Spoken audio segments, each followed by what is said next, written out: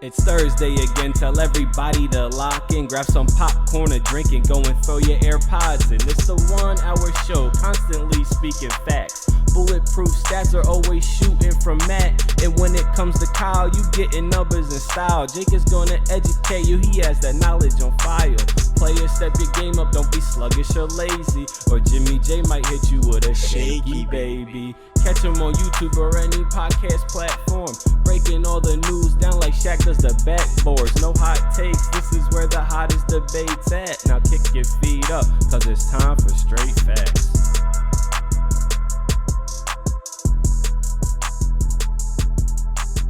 What's going on, y'all? Welcome back to Straight Facts, a sports show that educates and entertains, presented by the Up On Game Network. It's back to the basics time a little bit. I'm here with my guys. I'm Jimmy J. I'm with Kyle Syrek and Jake Galli. Like I said, back to the basics. Kyle, you and I were talking right before we got on, and we were like, yo, we haven't been in the home studio in a minute, not doing a full episode, done some breakaway videos, but right. I haven't sat in this chair doing a full episode since season one.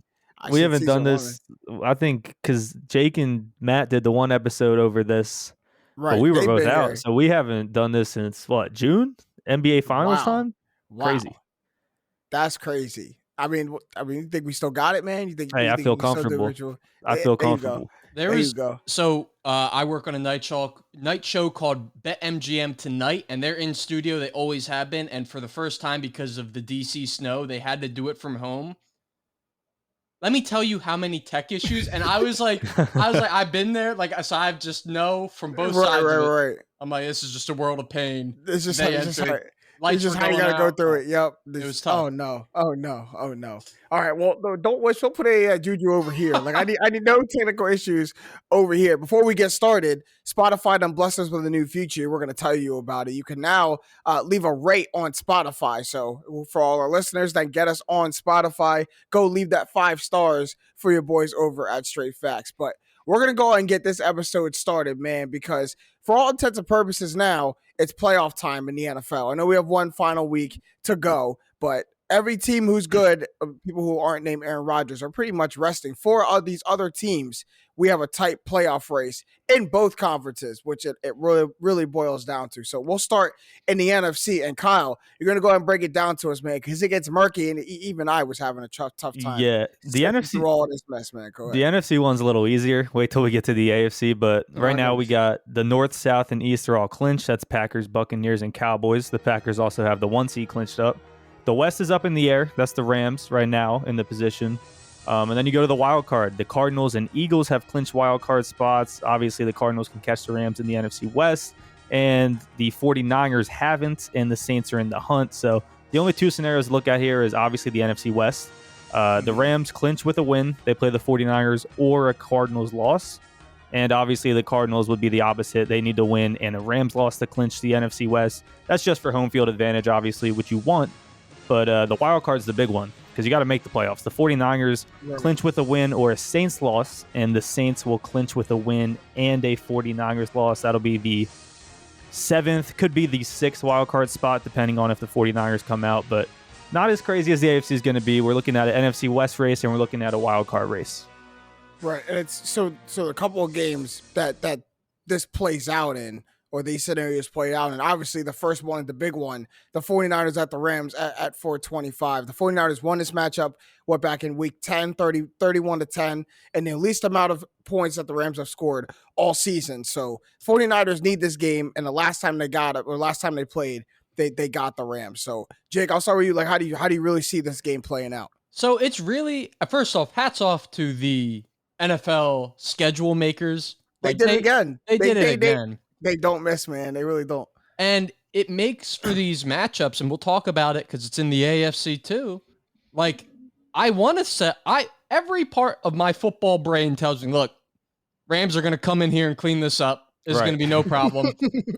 But then I have seen games in which the Rams and a lot of the teams in that division just lay eggs. Like, they're these dominant offenses that can really have bad performances. Looking back on the first time that these two teams played, Debo went wild on just 10 touches. I mean, 133 yards, 2 touchdowns. Like, I can't with Jalen Ramsey on the field, and granted, Debo's a guy you can move all around the field and kind of disallow one player from shadowing him. But like, I have to think if you can stop Debo Samuel, you have like a very good chance at winning this game, especially if Jimmy Garoppolo isn't able to go. Trey Lance, he did not look very good. I don't know. I'm pretty sure. I forget which of us chose him in which rookie quarterback is going to have the best year. I chose Mac, so that's all I care about. I chose Trevor Lawrence. I got that one. I may have chosen Trey Lance, and I was wrong. Which one of you guys ate my lollipop? Right. Like, I don't think this game. First of all, Jake said shout out the schedule makers. All three of the games that matter in the NFC are all at 4:25, so they're all at the same exact time, which is crazy as well. Mm-hmm. I don't think this game looks like it looks like in Week 10, obviously. And not just that I think the Rams are going to win, which I do, but I don't think it's going to be a blowout. Obviously, that one was a blowout for the 49ers side, but both teams have been playing pretty well. Jake, you make a good point about Trey Lance. If he has to go, I'm a little less confident in this team, but the Rams aren't going to come in here and beat this team down, right? This game is in L.A., it's in LA, yeah. Which isn't even a great home field advantage if you look across the league. The Rams' home field advantage is whatever. And it's too easy for the 49ers I'll take to get a there. gritty They may team. be there, right? I'll take a gritty team with a great coach in Kyle Shanahan to fight for their lives in Week 18 because they have to, right? So I think this is a closely contested game. I think the Rams eke it out in the end just because they're coming in super hot. They're clearly, over the course of the season, have been the better team, have been the most consistent team. But we're talking about 5 straight wins out of the Rams. 27.5 points per game. They're only giving up 16.5. I mean, dominating recently, making this push. This team wasn't leading the NFC West all season. The Cardinals had that locked up. And this team has made that push. They've made that leap. They're ready for the playoffs, and I think they lock up home field for the wild card game. I'm actually right there with you. And for a lot of those points, like the Rams, the last time they played, the Rams got held to 10 points. So now the Rams come off having to get a gritty win in Baltimore, kind of this ugly win that they scrapped together. They get to go back home in the warm weather and get to be a shootout football team again. And if they be a shootout football team, I think they beat the 49ers. I mean, the 49ers, it can be a great offense sometimes, but not on the road. I mean, I think they have yet to score over 30 points on the road since they went to Jacksonville. And even then, I have to look back before then because I don't really give you that much for scoring 30 on Jacksonville. But I do think you're going to have to put up close to 30 points to beat the Rams at home. So that, I think for those reasons, I'm right with you, man. I see the Rams coming home and locking that win up. Like, yes, the 49ers are going to fight. They've shown that they're a good team. And I'll put Kyle Shanahan's, football mind against anybody. I think that's going to be a good coaching matchup too between him and McVay. But I think the Rams get to turn into a shootout team, and I don't think the 49ers can keep pace with that. Give this a gritty matchup in San Francisco, then I might, then I guess it depends on who controls the pace of the game then. Because if it goes shootout, I'm going Rams. Also, if you can't get over the Niners at home when you need the game, maybe you weren't built to win a Super Bowl anyway. Like, here you go, the Chiefs of the NFC. Right. Yeah, they were the Chiefs, all right. The Chiefs in like the first 5 games of this year of the NFC lately. For sure. All right, we're gonna move on to the next slate of games, or the next game that has playoff implications, because those pesky Saints, bro, like they really should have went away a long time ago. And they haven't, but they go to Atlanta to play the Falcons at 4:25. The Saints are winning games, but they're not winning them impressively. They're not winning them well. They're not gross. Like remember when the Steelers, but not too long ago, a couple weeks ago, 3-4 weeks ago, they went on this stretch of 3-4 wins, and I was like, they keep getting these fugazi wins, it's making me mad. Now the Saints are doing the same thing, where really the defense is about the only thing that's going well. And they're winning these games, but their offense looks putrid, man. Like, it really doesn't look like it's built well. No. But they win in Atlanta, they find themselves in a very good position to make the playoffs. I mean, like, Taysom Hill's a quarterback, first of all. And what's going on? I get he's 3-1 as a starter this year, but it's not pretty. He's got like a 54% completion percentage. He's thrown 4 picks, only thrown 3 touchdowns. I mean, you would think they need to establish the run, but they're still not even doing that, and they're still winning games. I mean, it's crazy to me. Only 218 yards of total offense as an average of the last 3 games. Mhm. And I'm not sure Atlanta, they clearly have nothing to play for. But if they show up to this game, if they want to be here, right? This game's at home, last game of the season. If they show up and they play meaningful football, I think they very well beat the Saints because I don't like what I'm seeing in New Orleans right now at all. Now, if they don't show up, I'll take the Saints all day in a game that matters like this. But the Saints defense would have to do what they did to Tom Brady, right, to really tell me that they're going to dominate this game. Because at worst, it's a close game. The Falcons have a better offense right now than the Saints do. Absolutely. And you're all that's logic, man. All that makes so much sense. But we're dealing with the Atlanta Falcons. So you got to remember that they defy all logic. So yes, they're set up to win this game. And then you look at the stats, you look at the facts, which we do. That's what we do on this show.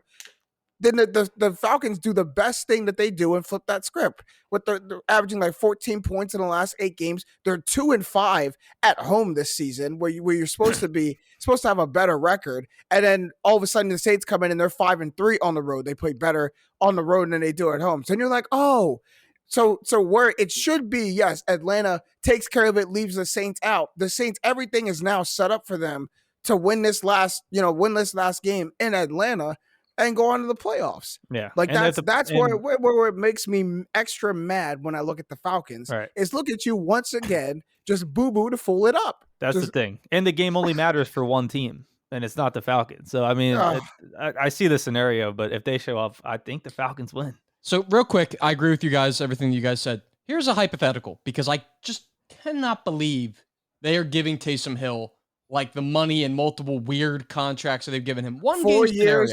I got to say it out loud. 4 years, $160 million. All right. That in mind.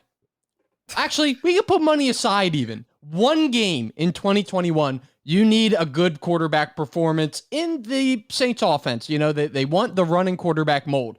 Do you want Taysom Hill as your starter or Cam Newton? It's a tough question to answer. Taysom Hill or Cam Newton? Because one of the guys was out of a job earlier this year. Taysom Hill. Cam Newton's been so bad since he went back to Carolina. Me to say, Taysom Hill doesn't throw it well. No. but he throws it. Cam don't throw that thing at all. I'll take 4 touchdown passes or 3 touchdown passes, whatever you say, Kyle, to 0 touchdown passes. Cam didn't have any. Cam's looked so bad. He started like 6-7 games that didn't have any. Yeah, that's ridiculous. I can't take that. He's missing screen passes. I love Cam to death, man. Like, I love Cam. And if he would have stopped a couple of years ago, I'd make a Hall of Fame case for him. But like, I can't. I'll probably take Taysom. The fact that it's like even bantered about and one guy was nuts. It's nuts. He's not even a quarterback. It's a contract that really skews it, right? One guy's not really even a quarterback. Yeah. It's nuts. All right, tie a bow on this. Who you guys got, Saints or Falcons?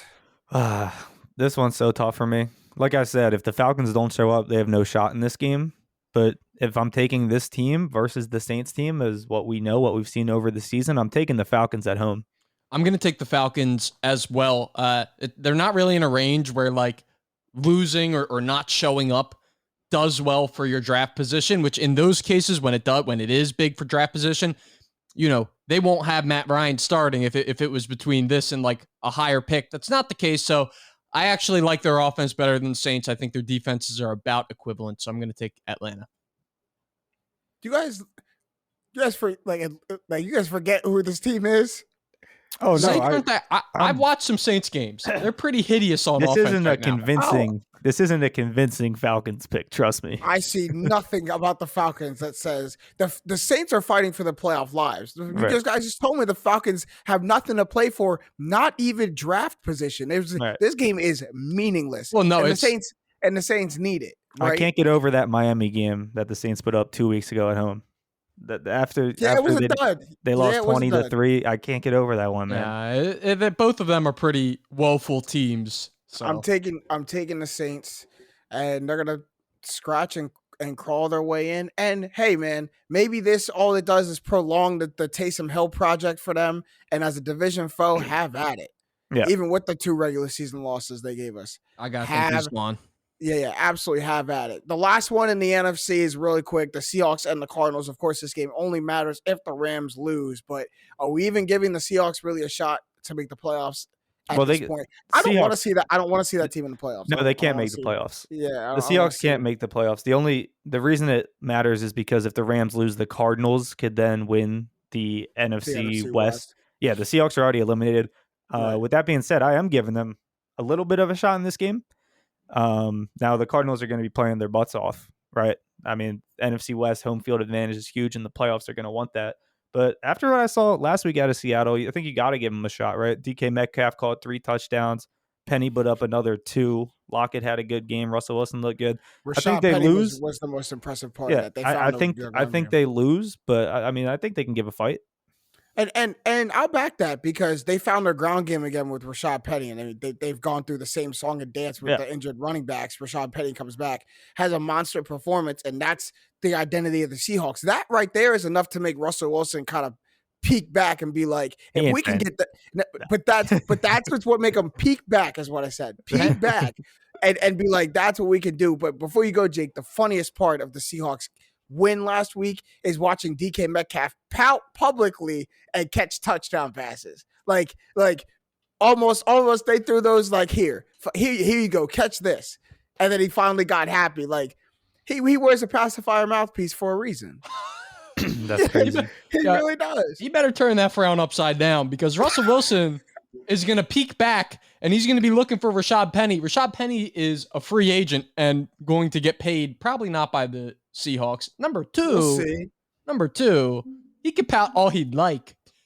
Go ahead and have a Matt Flynn in there once Russell Wilson gets traded, or a Matt Flynn-esque player, backup QB throwing you the ball. Going to be a lot of pouting. Gino's still their backup? Because he's seen it. He's seen it. I don't think he wants it, man. He's seen it. Yeah, We'll go ahead. I was just going to say, I agree with everything that you guys say. The only thing is that, again, with the divisional aspect, that is going to have Seattle playing. Same reason I picked Atlanta. Right. Yeah. Pride. I mean, Pete Carroll and Russell Wilson also have too much pride to go belly up on anybody. Don't play football against anybody. We'll move on to the AFC, right? We're going to move on. Yeah, to but let's see who we got in the playoffs. We got the Rams or Cardinals winning the NFC West. You think the Rams take care of San Fran? I think the Rams take care of San Fran, yes. Oh, you're saying into yeah, into the NFC West spot. Yes. You think so too? Yeah. Yep. All right, and then I guess that means me and Jake would still have the 49ers in the wild card, and that means, James, you're putting the Saints into the last wild card spot. I hate it. I really hate it, but I do. Like I see it. I definitely see it. All right, we'll move into the AFC side. No number 1 team clinched yet, number 1 seed. The Titans, all they have to do is beat the Texans, and they'll clinch that up this week. We have the Bengals have clinched the North. Titans have obviously clinched the South. And the Chiefs have clinched the West. The East is still up for grabs. The Bills hold the spot right now, but the Patriots could take it over from them. It would take a Bills loss and a Patriots win or tie to get there. Sorry, I got to clear my throat. And then we got 2 more wildcard teams who haven't clinched the playoffs yet. The Pats have, regardless if they win the division or not. And that's the Colts and the Chargers, with the Raiders, Ravens, and Steelers hanging right behind them. So on Sunday night, we'll start here, even though it'll be the last game. Chargers play the Raiders, pure playoff tiebreaker. If you win, you're in. If the Chargers lose, they're out for good. This is a must-win for them. The Raiders have a slight backdoor scenario to get in the playoffs if they lose on Sunday night. But they'll know that before the game. And the other 2 teams would have to lose, and that's the Colts, who all they have to do is beat the Jaguars, and the Steelers, who have to beat the Ravens, and the Colts have to lose to the Jaguars to get in. So a little bit to unpack, more than the NFC, but pretty linear all around. We have a 1 playoff tiebreaker, and honestly, I think we're all just going to count the Colts in anyways. Right. Yeah. Should be. Should be. But if we start with that Raiders-Chargers game. That's the big one. Yeah, those are 2 teams that I have had a tough time pinning throughout the season. And I've wanted to jump on the Chargers bandwagon so many times this season. And then they've had a weird performance and thrown me off. Ridiculous. I've never been encouraged about the Raiders, but they've hung around to this point, right? You look up and they have a winning record, 9 wins. So you look up and they have a really impressive win against the Colts. This looks like if they can repeat that performance, they can go in to LA and beat the Chargers. But it's gonna come down to me to the end of the football game, right? Division rivals, two really funky, weird teams this season. And if it comes down to that, you'd have to lean the Chargers' way. Derek Carr, he did it again last week. 29 game-winning drives in his career. Like he's built to win at the end of games. And if they hang around, like the Raiders can really find themselves winning in LA and getting into the playoffs. And I see that. I could absolutely see that happening. And I Weird think to say. It is. And I want to give props to Derek Carr, who I feel like a lot of people pass over his first couple years in the league before that back injury. He was going to be like the next star of the league. Very similar to, I think, how people view Justin Herbert. And since then, things haven't gone well. He's lost a couple head coaches, lost the GM, Antonio Brown. I mean, you could go down the list of like stuff that has happened that is bad to Derek Carr. It would derail a lot of careers. It would definitely derail a lot of careers. It would. And yet you look and he has 29 game-winning drives. That's more than anyone else since he has entered the league. And he's doing all this on an offense that Hunter Renfrow is his number one target. Darren Waller's been out the majority of the year. Their defense is 27th ranked in EPA per play. They're not very good, and despite all of that, they have a chance to still make it into the playoffs. Hats off to Derek Carr. I say all that to say this. There's 0% chance the Raiders win this game. 0% chance. Not zero. Zero. It's gonna be an offensive game. You just read off all those stats. Their defense it's not gonna be about their defense. The Raiders it's not gonna be about the Chargers defense. Raiders offense still isn't very good. But watch it. They put up points against the Colts. Like watch them put up points though. You can see it. You go to point differential. The Raiders in point differential are a minus-68 compared to a plus-18 for the Los Angeles Chargers. I just first and foremost, like narrative beyond anything else. Like this is just a phenomenal spot for Justin Herbert to kind of put his stamp. Not that he hasn't yet, but put another stamp on. I'm the alpha rookie, not rookie, but young QB. Put himself up there with Joe Burrow, keep pace, stuff like that. Beyond that, you have a lot of young guys young and experienced guys on the Chargers roster who have been through playoff runs. This is in essence a playoff game. So I just can't see them losing. I can't. Yeah, I'm with you. But you say shout out Derek Carr. I say shout out Rich Bisaccia. Yeah, because he came in as an interim head coach and might have the Raiders job next season. I mean, I could see them sticking with him. They get in the playoffs, you got to give it to him. Yeah, he's just thrown into the spot. They were 3-2, I think, under Gruden, and then he's 6-5 with them. So shout out him. But to Jake's point, both teams have let me down. First, I'll start with the Chargers. I came in about 4 weeks ago. Chargers in the playoffs, easy. Look at their schedule. I mean, I'm like, it doesn't matter what happened in the Chiefs game. Like, look who they have to play, and then they drop a dud to the Texans. Ridiculous. And then on the Raiders side, this team was so bad, and I'm talking bad about them every single week, and then all of a sudden they just win 3 straight. But what I will say is I think this is a little bit of a fluke. They had no right winning that Tuesday night. Was it Tuesday night or Monday night when they had to play the Browns when that game got moved back from a Saturday? Tuesday. They had no right winning that game, winning on the last-second field goal. They didn't have much of a right winning the Colts game last week, winning on a last-second field goal. And who'd they play in between? The Broncos or a hit-or-miss team there. And before that was all the losing, right? They came off of a 48-3 loss to the Kansas City, or 48-9 loss against Kansas City Chiefs. I don't think this team is good. I think they are honestly the worst team out of any of the teams we're going to talk about in these AFC games. Well, not the Jaguars, obviously, but the teams that are in the hunt still have a spot to make the playoffs. And I think the Chargers are still very good. They drop 1 to the Texans, but come back and take care of business like they have to. Now, this game is, where's this game at? Raiders. I think they go to Vegas and take a dub off of them pretty convincingly. I think this is a 10-point game. Oh, don't tell me it's in LA or in Vegas. It's in Vegas. If it's in Vegas, it's more to my point. Like it's funny you talk about a team that's not good, but you just described 3 gritty wins at the end of the NFL season, and you're going to tell me that this Browns team game was so ugly with more, and so was the Colts game. And by the way, I don't think Hunter Renfrow was down. I think they got the call right. They get the touchdown. So they pull out these wins at the end of the season, like they find themselves, by the way, with just as many or more wins as the Chargers, with a chance to lock up a chance, a place in the playoffs, a spot in the playoffs. Like that's a square however you want it. That's a good football team to me. And Derek Carr is an impressive quarterback. Yeah. So at home, playoff lives are like winning. You're in the Death Star. Look, just win, baby. Here's what you got. Just win, baby. I got the Raiders. That's what the Raiders. Yeah, so you get a pat on the back and you get sent on your way. That's what this is. One game this season since like week 5 to tell me they're a good team, and that was Thanksgiving against the Cowboys. And that's the only thing I'm going to give them. And yet, they find themselves with a chance to get into the playoffs at the end of the season. Hey, they started 3-0. Those wins count to the end. And think about how much this team is it not impressive. We talked about one scandal that this team had to go through, not the second or the third catastrophic scandal in one season. Screw one season, consecutive weeks, my guys, back to back weeks, things that would make an organization crumble. This same team with that coach that you talked about, this quarterback I'm talking about, that's impressive.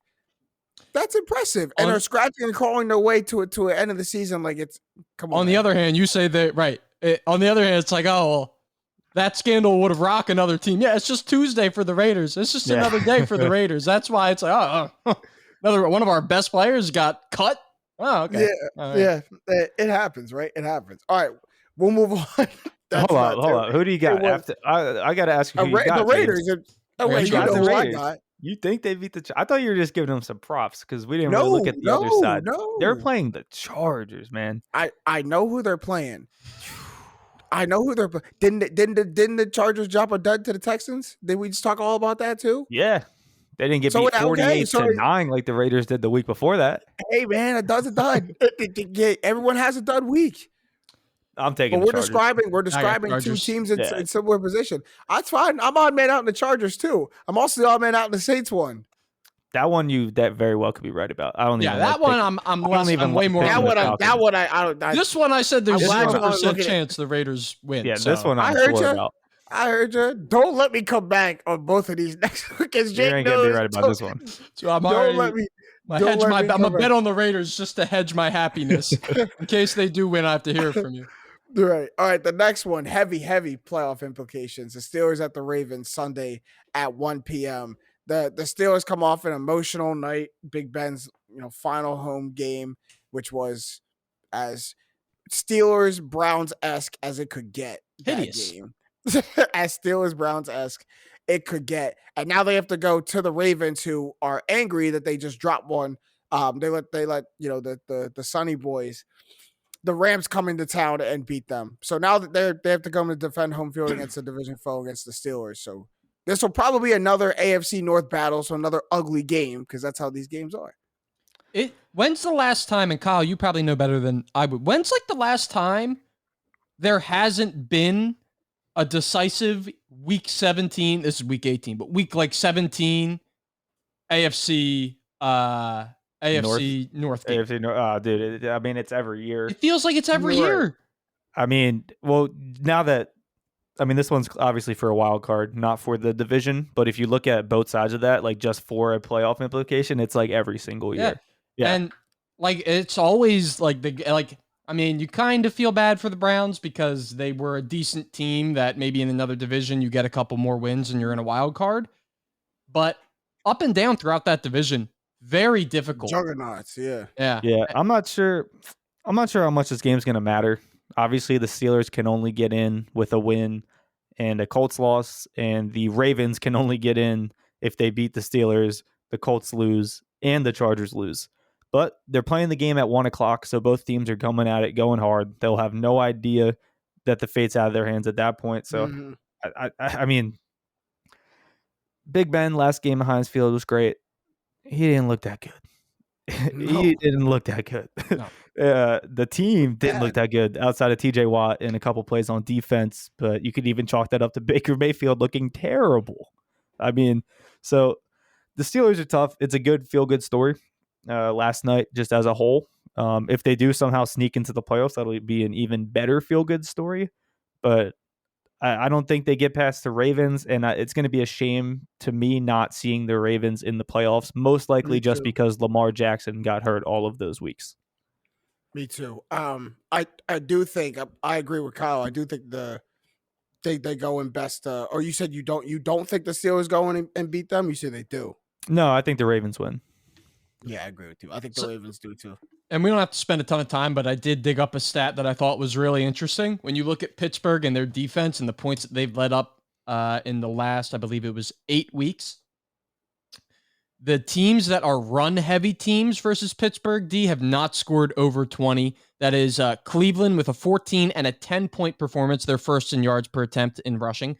Baltimore scored 19 points against them the first time. Tennessee, 13 points. They're first in rushing attempts. Yep. But when you look at the Steelers, they've allowed the second most rushing yards out of any defense. They're the second most ran against team. And on the passing side, they've allowed the 12th fewest passing yards. But when you look at pass-heavy teams that they've played, the Chiefs, 36 points. Minnesota, 36. Cincinnati, so doesn't make 41. sense. It's really odd. And now you have the Ravens coming in, who are third in rushing attempt, first in rushing yards. Like, I guess you probably, like, from a betting stance, you probably want to take the under in the game if the trend follows. But, like, Right. that doesn't, I know football. That doesn't make any sense. Right. Yeah. It makes no sense. What numbers are you throwing at me? What numbers are you These trying don't to add throw at up. me right now? Yeah, they don't add up. For the Ravens, you want to talk about giving a team a shout out, an honorable mention. I want to give the Ravens an honorable mention because, Kyle, you talked about how Lamar Jackson was hurt for all of these weeks. If he wasn't, the Ravens we're probably talking about this game a lot differently. Maybe even the Ravens and the Bengals are jostling for a spot at the AFC North. Probably, I'll even say. And for a team that endured all 3 of their running backs getting injured before the season started, decimating injuries to their defense. Every year there's one team decimated by injuries, and it was the Baltimore Ravens. And for them to even at this point, like up until this past week, having a shot at the playoffs, that is the ultimate like tip of the cap to this team. Because that you want to talk about a team should have folded. Like they should have folded a long time ago. Most teams would have folded a long time ago, and justifiably so. I mean, I really have to give them their props for that. Yeah, for sure. They've lost 4 straight now with Snoop, Tyler Huntley. I like Tyler Huntley too. I think last week we saw his first like real poor performance. I think and he's putting up fights in all these games. Yeah, the 3 previous weeks he was playing really well. I don't think the running back thing matters that much. They've been able to do it with just random names like Gus Edwards when he was a nobody. Obviously, he got hurt this year, and you can just go back Dixon. I mean, but. Yeah, you talk about it. Losing your quarterback, the face of your franchise. The Ravens have never been a team with a bunch of talent on offense, right? So when you take away the one playmaker on their offense, that's going to decimate a team, and it's playing out this season. I would have loved to see them in the playoffs. I'd actually give them a fighting shot against basically any team in the AFC if Lamar Jackson plays and they're in the playoff scenario. And the fact they're going to miss out because of that injury specifically, in my mind, that's why they're missing out. It's tough. I mean, it's a tough one. Tough time to be a Ravens fan.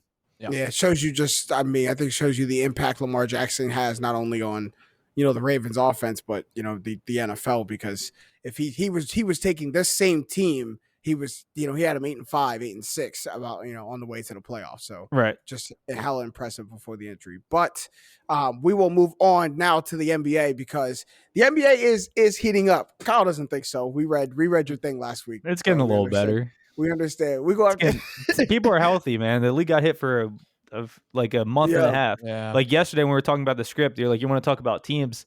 And I was like what? I mean, we use the stats. You can't even use the stats right now to judge these teams because no one's been healthy for 60 days. I mean, it's crazy.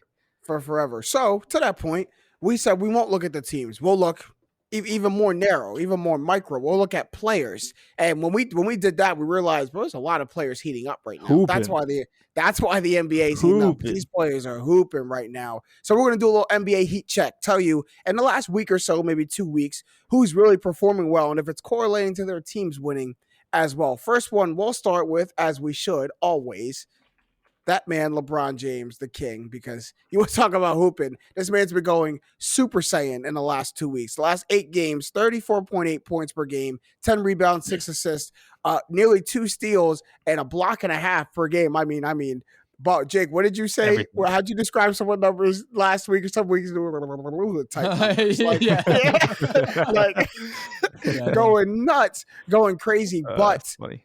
The Lakers are only 3-5 in these games, so it's not really having a whole lot of pull. But I don't care, man. I love to see the King hooping. I'm not, a fan of his favorite team, so I just care if he's hooping. I like to see him hoop.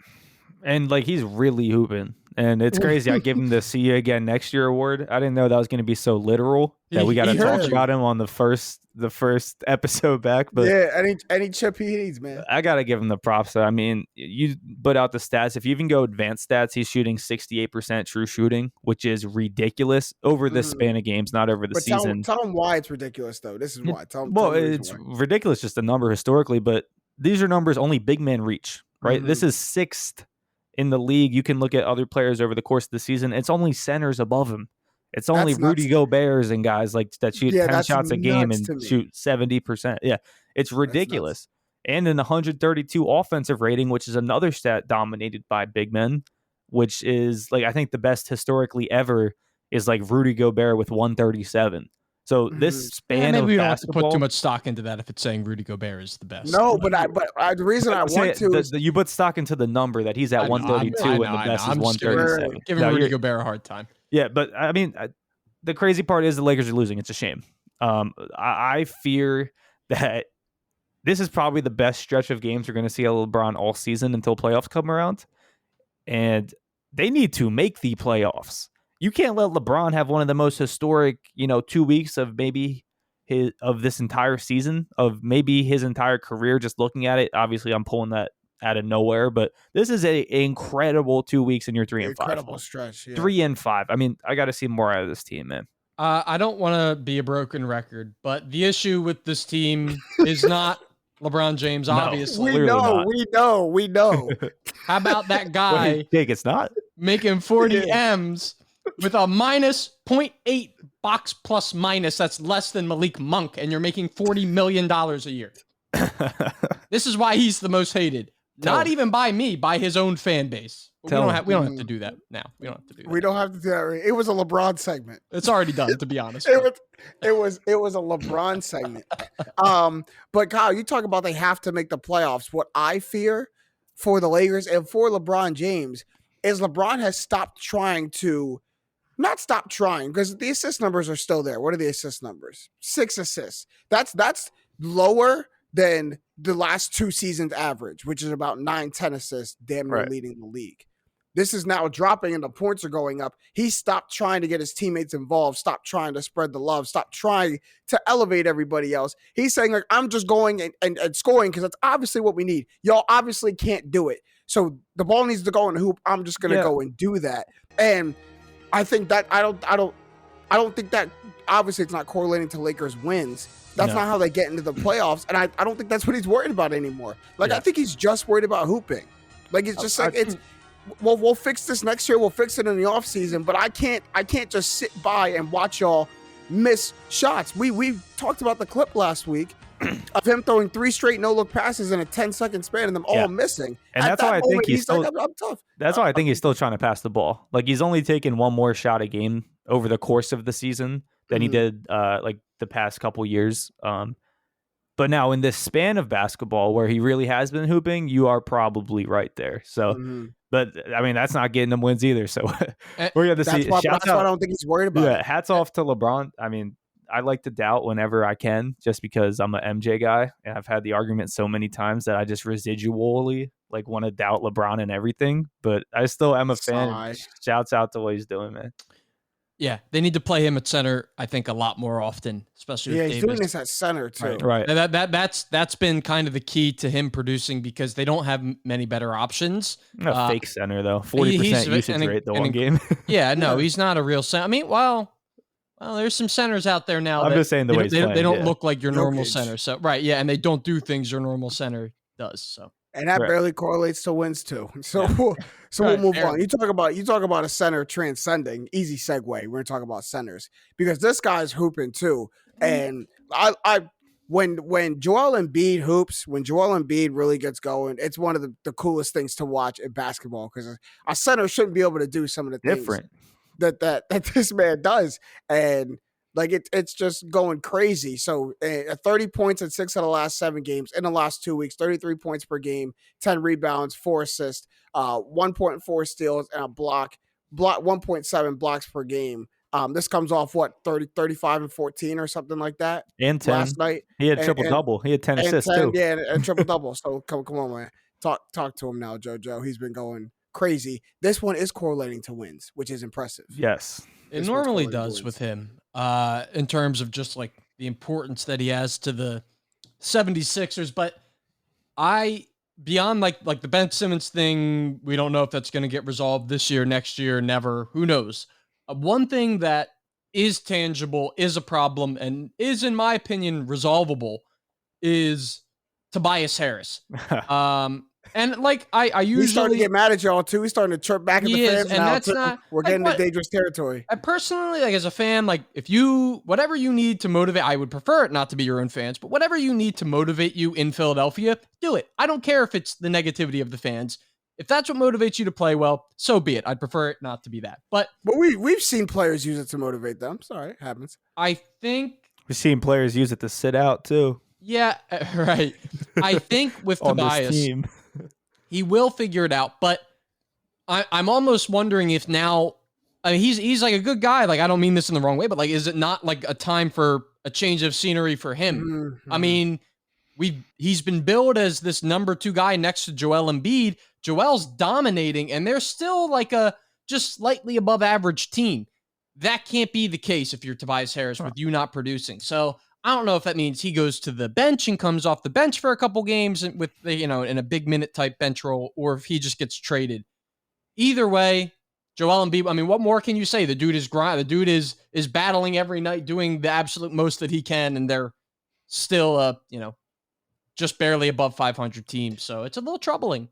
It does seem like a fizzling out of sorts if it's Tobias Harris, like a dwindling out of his role in the Sixers. And then going back with the fans, he's run his course. It's been, I mean, the year was the Jimmy Butler year, the quadruple doink Kawhi year. That was the year, and it didn't go our way. And now Tobias has been a little downhill since then, and he couldn't shoot in those playoffs either. I mean, we've known why do what we we've give had. him 180 million? That's And Horford too. That one keeps me up at night.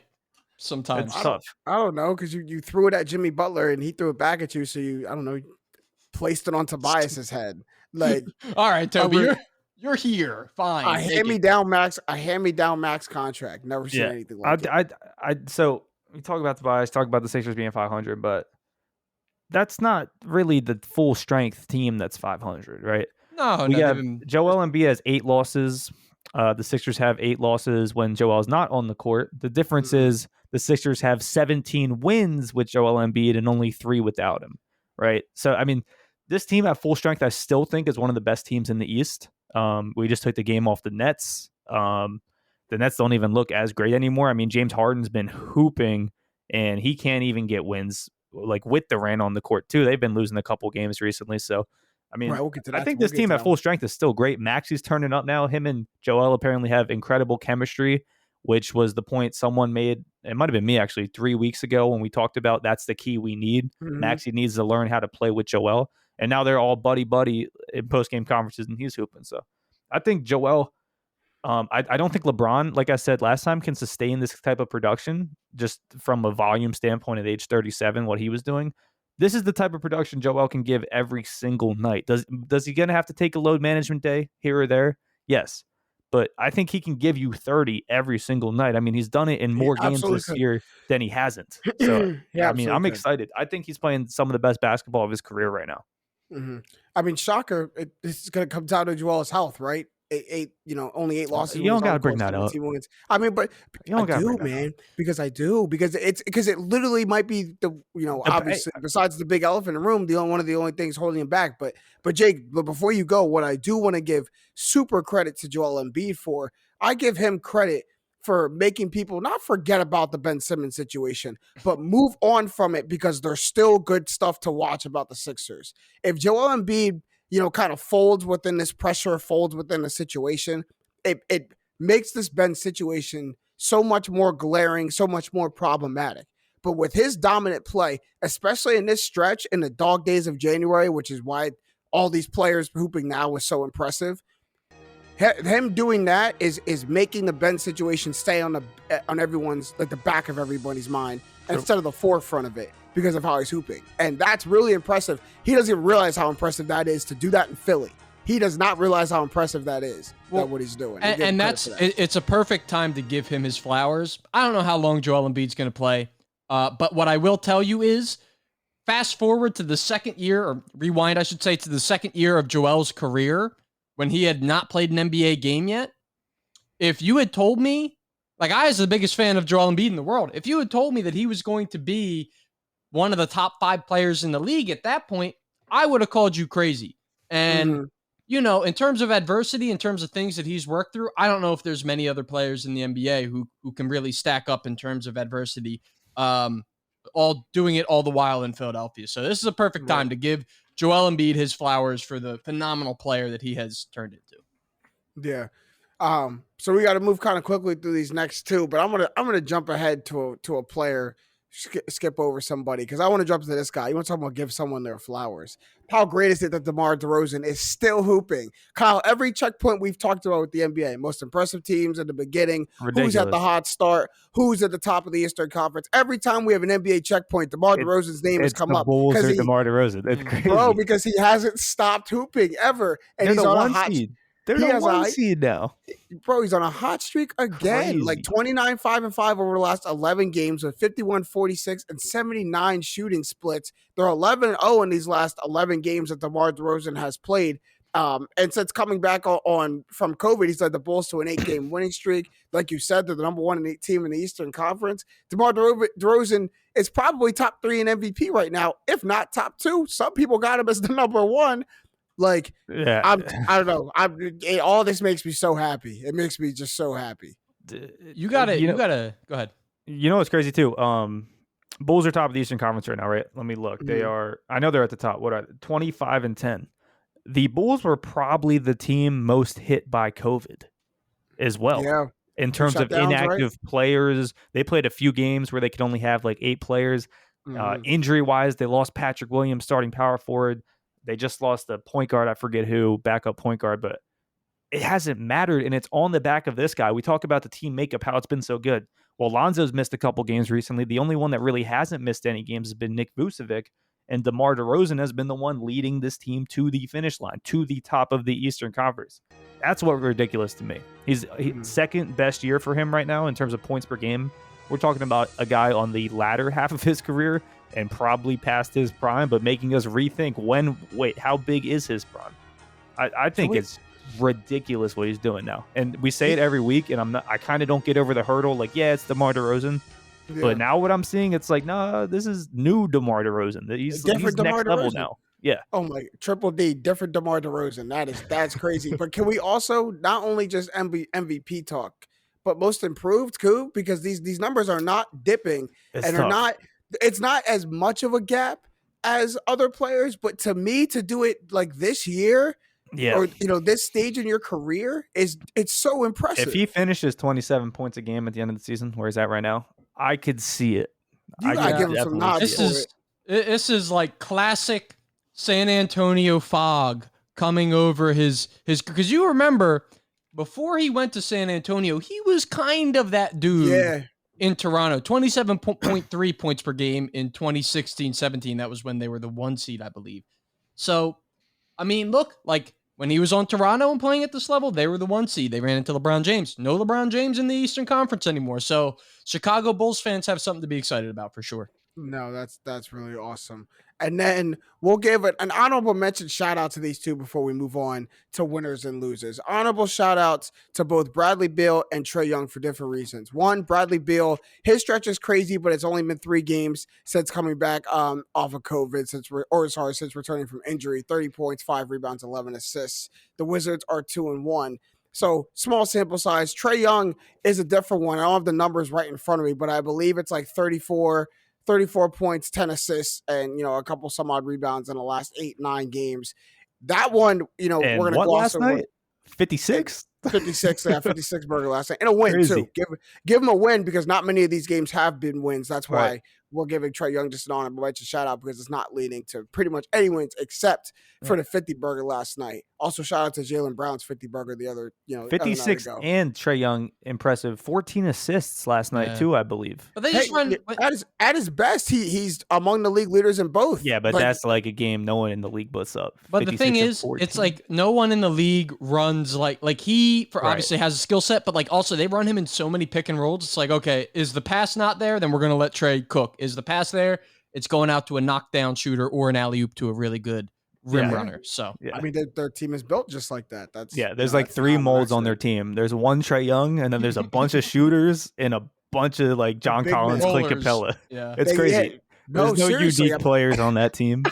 That's actually hilarious to think about. I've never you broke it down perfectly. There's like Cam Reddish can get like a little in between spot of like a shooter and like a playmaker. But like pretty much, 3-and-D wing is the other mold. Yeah, to me, Cam Reddish just happened to be like the surprise anomaly in that. But when they picked Cam Reddish, they went for the same mold. They went for the same DeAndre Hunter, Kevin Herter mold. They went for the same mold. They were just like, but this guy's looks a little bit better. This guy's got a little bit more flavor. Cool, but we still picked them for that role. And then then you got the Big O, the Clint Capella, that kind of role. Crazy, it's crazy. All right, we'll move into the. You guys want to move on to winners and losers? Yeah, I'm ready. All right, let's start with a winner this time. I think we went loser last time. That's Jamar Chase fantasy owners. Congrats on winning your fantasy football championship. If you were in it, you played him, didn't you? Oh, I played him. Oh, if you, I didn't even know I was gonna hit Jake like that with this one. And I won. No way. So my team had been the best all year. I had Christian McCaffrey go down, D-Hop go down, Eli Moore, like all my Travis Kelce was out for a week. I'm like, oh, this is not my year. Tell me my man Amon-Ra, St. Brown, bomb. 3 of them. Bomb. What's crazy is I actually faced Amon-Ra St. Brown and beat him in the championship. Wow. That's equally as impressive, but I was prepared to lose.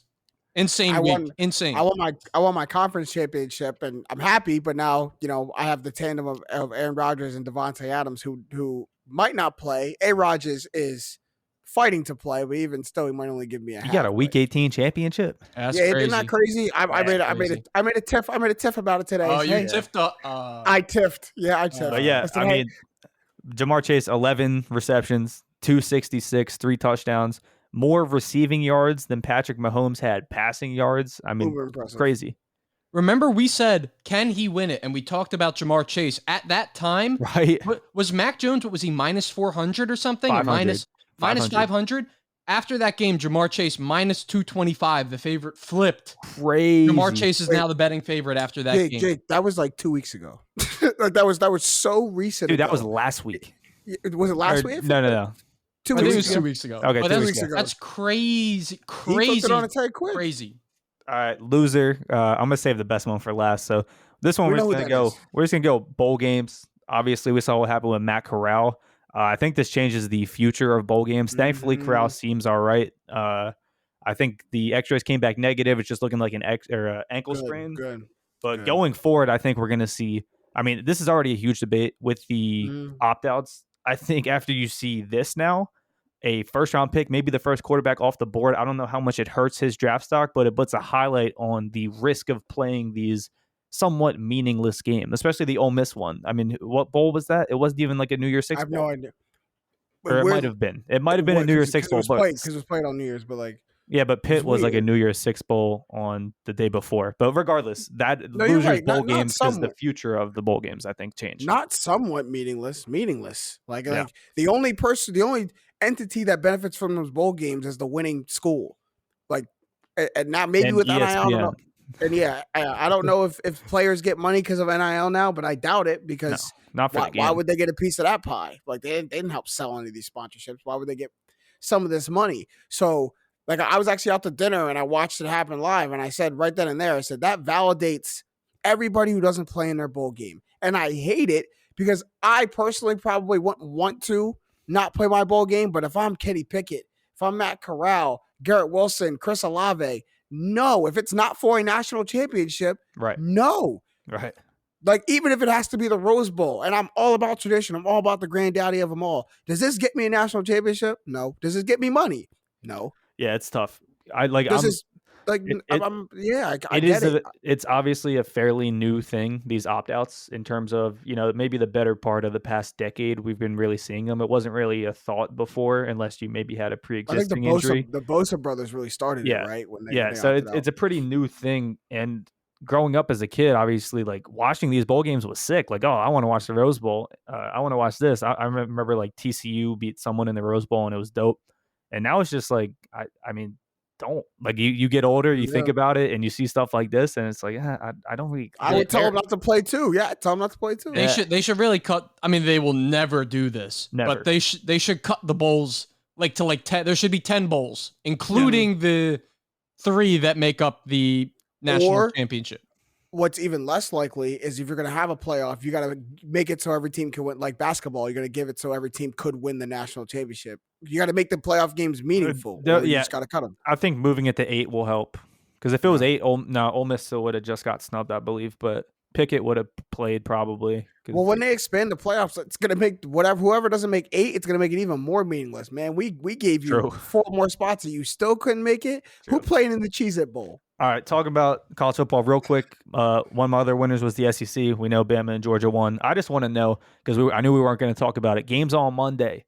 For me, Bama, Georgia was exactly what I wanted to see. I know it's kind of boring. People want to see stuff different, but I think it was the only game that was going to be competitive, unless like Cincy, Notre Dame, but that was never going to happen. So for me, I'm taking Bama. Who you guys got? I'm rolling with the Tide. We're all rolling. Roll Tide? Yeah. Roll Tide. Yeah, come on, man. Come on. And you know why? No. I'm going to tell you exactly why. Why? I might actually even put, but I might actually put it in the picture in the episode. There's a picture of them celebrating the SEC championship or celebrating the playoff win. Do that. And all his players got the hat on, they got the trophy and everything. And Nick Saban is standing like this. Yo, Jake, it's the coldest picture I've ever seen in my life. He's staring in this camera with the Kobe personified job's not finished face on. Just could not be less encouraged about this win. And I was like, that man may never lose a game in his life. Look at him. Who wants to play him? He probably will have that look after they win too. These don't mean much to him anymore. I got to worry about winning next year. Like, it's just come on, man. It's like Jay Wright when he still thought there was time on the clock in the Chris Jenkins when he hit the buzz beater, and Jay Wright wasn't even happy. Yeah. It's like Nick Saban every other Saturday. Look, man. And the last one, save the best for last. Loser, Antonio Brown. And we know what happened. Let James talk about it. Let's see what happens. Can't take 30. Because Jake, rewind a week ago when we talked about our X factors. And I said Antonio Brown is the X factor for the Buccaneers. He's been playing great. All he needs to do is what? Not be a psycho? Yeah, just keep his head on straight. That's all you got to do for me, man. That's all you got to do. Here's my full take on it, because I try to be as objective as possible. He felt that he wasn't healthy enough to go into the game and return. And against the Jets, I kind of understand. If I'm feeling a tweak, the Jets is not the team I want to risk it for. I get I have incentives on the table, but I got 8 catches for 55 yards and a touchdown. I can get that next week against the Panthers. I don't want to tweak anything against the Jets. Not going to do that. That's fine. The way he went about it, if Mike Evans comes over to you, tries to calm you down and doesn't work and gives up on you, then you've done something wrong. And that does not excuse him forgetting that he's a grown man, taking his stuff off in about 30-degree weather. I know you cold, by the way. Don't act like you're not cold. I know you cold, by the way. Throwing his stuff away. And then what undoes it all is if you're going to do jumping jacks and a light jog to the locker room, your ankle looks fine. What ankle injury are you talking about? You just hit about 6 jumping jacks and a smooth jog to the locker room. I don't think that's what talking about. What are you talking about? What do you think? So you don't think those reports are true? I don't think it was the injury thing. No, and I actually saw a tweet when the one came out, like they tried to put him in the game and he said he couldn't play, and then it was quoted like, "So now we know what didn't happen." What do you think happened? I think he wasn't getting the ball. He wasn't getting targeted. They weren't running plays for him. He actually, if you look at the first half, he actually played less snaps than normal. They were taking him off the field, and I think that's what happened. And he got mad, he got fed up, and he left. And that's what the dude that drove him from the stadium said AB told him too, and that's what makes way more sense to me. But here's why it doesn't make sense to me, because Tom Brady is a get your incentives kind of quarterback. And last year, the same thing happened where AB signs an incentive heavy contract that doesn't have a lot of guaranteed money. And Tom Brady knows that and wants to take care of him. Yeah, so but he gets him his incentives. Antonio Brown, dude. Like, haven't we seen this before? Didn't we see him leave $30 million in Vegas and Patriots? Didn't we see all this stuff? Right. He wasn't getting the ball. They were losing the game. I don't think it had to do with an ankle injury, and they were trying to put him in the game. That doesn't make sense. But that's why the incentives doesn't matter, because it's also like, what does $1 million matter to Antonio Brown? Like, why? Like, why would it be scored? Why? I don't know, and I don't want to assume either way. Right. But I know how much money he's made in his career, and also I know we have another game next week. So what makes and I guess I can't assume he's thinking completely logically. But what the logical thing? No, right. But the logical thing says that the ankle injury is correct, because the Jets is not the team. Like, if I'm feeling something, I get it, man. I wouldn't want to go play the Jets either. Y'all gonna win this game without me. And we have another game next week where if I know I get my targets, I will hit it.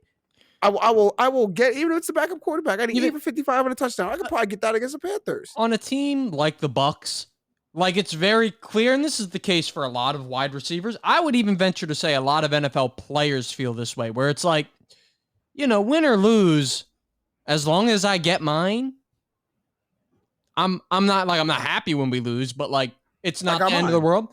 Antonio Brown does not care whether that team wins or loses. Like that, if it is about him not getting the ball, like, dude, goodbye. I'm trying to win. We're trying to win a Super Bowl. Because I can buy that. I just buy that scenario way more. Regardless, that was an all-time sports viewer moment. I know, James, you're a Buccaneers fan, so that hurts to watch. But dude, I've never seen anything like that. He's lucky we won the game. He's lucky. He's lucky we won the game. I'm mad that Brady had to pull out a vintage Brady moment against the Jets, but he's lucky we won the game.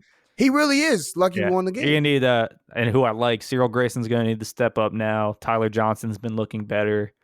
Tyler Johnson made 2 huge catches for us last year. Tyler Johnson, the type dude to break your back in a playoff game, like 30 yards downfield, wide open. Has it written all over Tyler Johnson. Same with Cyril Grayson, who I like. But all-timer. That's all I got for winners and losers.